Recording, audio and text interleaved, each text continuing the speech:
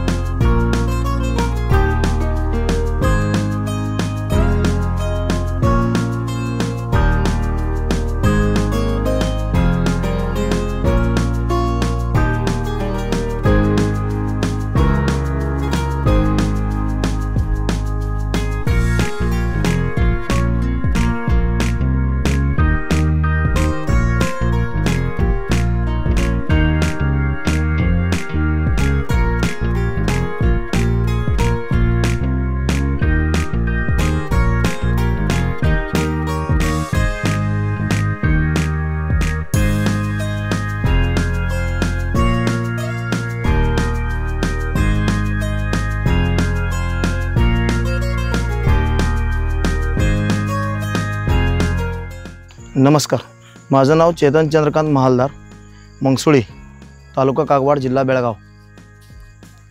ही कालवड जी आहे ही जालिंदर चव्हाण यांची वारलेली जे बैल आहे त्याची पैदास आहे.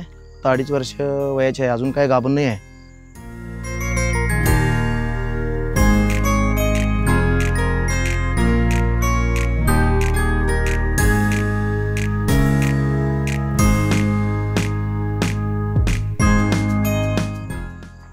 आणि ही संग्रामभाऊ जाधव, संतोष जाधव आटपाडी यांची गाय आहे. सर्जाची आई ही त्यांनी मला पाळायला दिलेली आहे.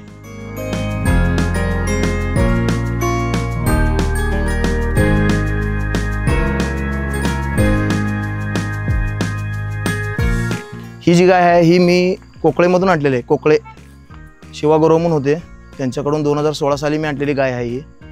आता ह्याच्यानंतर याची एक पैदास कालवड पण माझ्याकडे आहे. पैदाशीसाठी गाई चांगली आहे.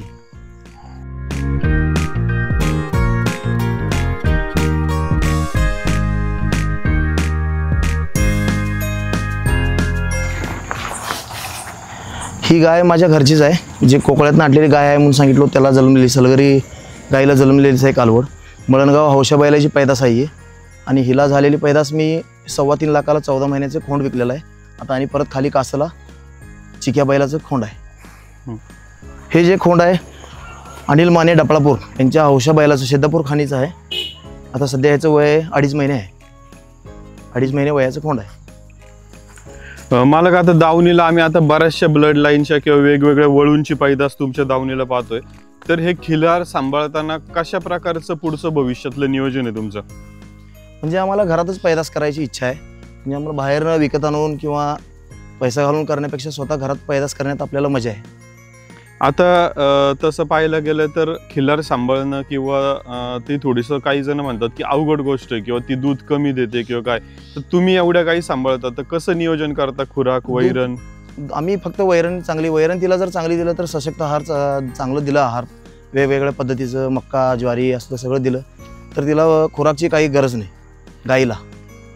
एवढे आता जवळपास आम्ही 7 ते 10 जनावर तुमच्याकडे पाहतोय, तर एवढं सांभाळणं सोपं आहे का अवघड काम आहे? तसं चाऱ्याचं नियोजन असलं तर काही अडचण नाही. आणि आता एक गोष्ट पाहायला गेलं तर आज बऱ्याचशा ब्लड लाईनची चांगल्या वळूंची पैदास तुमच्याकडे आहे. मग आता तुम्ही गाईला वळू भरताना कसं निवडता की बाबा ह्या गाईला हाच वळू निवडला पाहिजे किंवा काय नियोजन असते यामागे? म्हणजे आता आपल्याला असं वाटतंय की आपल्या कालवडीत कशाची कमतरता आहे. समजा जर तिला जर तोंडाची कमतरता असेल तर जे तोंडाला बैल चांगला आहे ते बैल जर दाखवायचं, म्हणजे हे एक प्रयत्न आहे. चांगली पैदास घेण्याची प्रयत्न चालू आहे आमच्याकडनं. आता सलगरमधल्या गायी सांभाळणं थोडंसं अवघड असतं. आता आम्ही पाहतोय तुमच्या दावणीला असलेली ही जी मोठी गाय आहे, तर सलगरमधली गाय आणून सांभाळणं सोपं आहे का? कसं मग तिला हातावर कशी आणली तुम्ही? नाही म्हणजे तिला कसं आधी गुरात हिंडलेली गाय होती ती. तिला मग कासरा वगैरे लावून येसन टाकून आम्ही तिला जर त्रास होईल असं काही नाही केलं तर लहान मुलगा जरी सोडला तरी काही करत नाही. जर तिला येसनाला वगैरे धक्का लागलं तर गाई ती म्हणजे भुजते, ती भुजूनच तसं करते, मारायला वगैरे कधी येत नाही गाय आम्हाला, पण रागीटलं आहे गाय. माझं नाव चेतन चंद्रकांत महालदार, तालुका कागवाड, जिल्हा बेळगाव, मंगसुळी. Mobile number 99 16 40 34 82.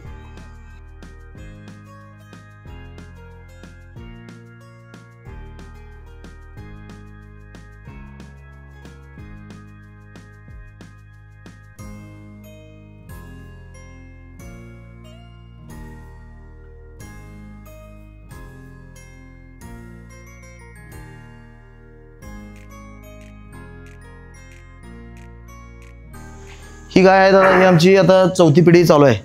म्हणजे 74 वर्ष झालं आमच्यात ह्याचं ब्लड लाईन टिकून आहे. आणि दुधाला सुद्धा ही गाय चांगली आहे. जे हिची आई 10 लिटर दूध दिले आम्हाला. परत ही जी पैदास आहे ही राजू निंबाळकर सलगर यांच्या बैलाची पैदास आहे. हिची पैदास एक आहे, आम्ही ती पाळायला दिलेली आहे. आणि ह्या गायीची माहिती द्या आम्हाला. ही गाय म्हणजे असंच एकटे आम्हाला पाळायला म्हणून दिलेले, त्यांच्या हातनं होत नाही म्हणून. ते आणून आम्ही त्याला गाभण वगैरे व्यवस्थित त्याचा सांभाळ करून गाय आमच्याकडे गाभण लागली, तिला कासला. आपलं माने यांच्या बैलाचं चांगलं, हौशा बैलाचं चांगलं पैदास पण झाले आपल्या दवणीला. आता तुम्हाला इथून किती किलोमीटर अंतर जावं लागलं होतं हौशा बैलासाठी? नाही, ते बैल आम्ही भाडं देऊन, गाडी भाडं वगैरे देऊन बोलवलेलो.